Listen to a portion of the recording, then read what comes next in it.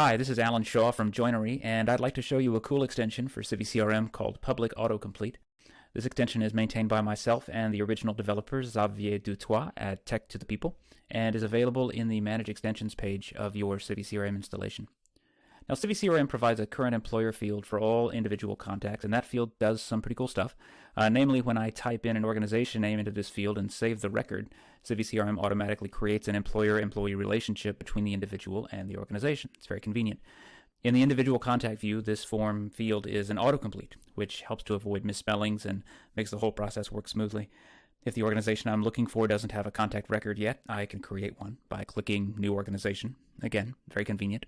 But when this field appears in a profile, it's not so fancy. Now, here's a profile that gets included on Drupal's user account form. When a user edits her Drupal account, she can also edit the current employer field and type in her employer's name. The CiviCRM is then smart enough to find an organization record with that name and create an employer-employee relationship between that organization and the user. And if an organization with that name doesn't exist, CiviCRM is smart enough to create one first and then create the employer-employee relationship.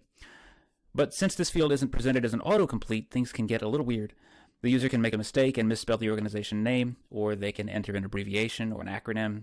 If the organization is Northside Partners Incorporated, the user might enter Northside Partners, or even just Northside, or NSP, or Northside without a space.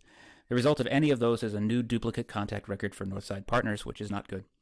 Now, on this particular site, we're using CiviMember, and we have a membership type for organizations, which is then granted to individuals who have an employer-employee relationship to a member organization. So, for example, Northside Partners is a member, and all employees of Northside Partners are counted as members, and thereby they get access to members-only content on the site. So it's even more important to get the name exactly right. Any mismatch in the name will not only create a duplicate record for Northside Partners, but it will prevent the user from getting the membership benefits. So the solution is to make current employer an autocomplete field, and that's what this extension does. You type in a few letters, and it will present a set of matching organization names. Now, this works on contribution pages, event registration forms, freestanding profiles, and Drupal user account forms. There are a few useful configuration options. Now, at present, configuration is done by adding a few lines to your civicrm.settings.php file, like this. Now, we're open to having an in-browser configuration UI, but at the moment there is none. So first, which organization should show up in the autocomplete options? For privacy reasons, you probably don't want to expose all the organizations to this list, especially on things like public contribution pages or event registrations, even if there are some organizations that you need to expose. For example, anyone typing in the letter E will see a list of organizations, all the organizations with an E in their name, which is probably all of them.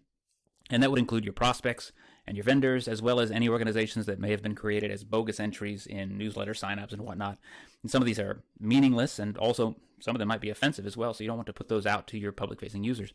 So to limit the organizations that show up in the autocomplete options, you can use the params array to specify limiting parameters such as a group ID, which can be a smart group, for example, or contact subtype. And the parameters array will support any valid API parameters. You can also use the return parameter to specify the fields that will be included in the autocomplete label. Probably best to avoid email here for privacy reasons, but you could perhaps include city. To specify the field that search terms will match against, use the match column setting. Now, by default, the search term is matched against the special field sort name, which magically returns any contacts having a match on display name, organization name, or email address. And this means that typing director at could return several organizations without director in their name if their primary email address includes director at. So be aware of that. And if that's not what you want, you can change match column to, say, organization name if you prefer to ignore matches on email address. You can also require that users either leave the field blank or select an existing autocomplete option. This is useful where you want to prevent adding typo or ad hoc organizations, but you don't want to make the current employer field required in the profile. So to do this, set the require match setting to true.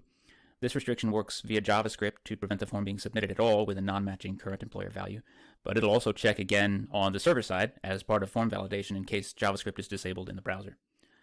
Finally, you may want to allow users to search by an entity ID.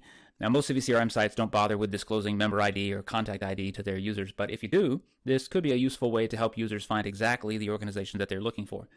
To do this, you can set the integer matches setting to an array of one or more CiviCRM entity types, and this can be any valid API entity type, for example, contact or member.